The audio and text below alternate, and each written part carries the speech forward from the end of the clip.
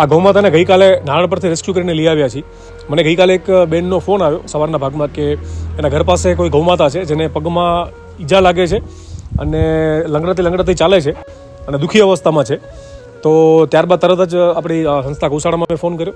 જે સ્વયંસેવકો હતા, જે ગૌશાળામાં સ્ટાફ છે અમારો, એ લોકોને ત્યાં જવા માટે કીધું. અને નાણપરમાં અમારી બેન છે યુક્તિ, એને પણ કીધું કે જલ્દી સ્થળ ઉપર પહોંચી અને એમને હેલ્પ કરાવો લઈ આવવામાં. જય સ્વામિનારાયણ, જય ગૌ માતા.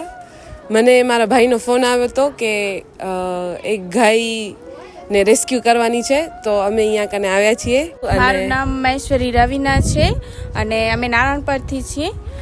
છે ને ગાય રખડતી હતી અહીંયા, ખબર નહીં હવે આનું કોણ છે ધાણી. આ રખડતી હતી, એનો પગ ભાંગી પડ્યો છે, બિચારી ચાલી ન શકતી હતી. તો મેં જોયું, તો મેં સહજાનંદ ગૌસેવામાં ફોન કર્યો અને ફોન કરીને એમને જાણ કરી છે. તો એ હવે લઈ જાય છે એની ટ્રીટમેન્ટ કરવા માટે.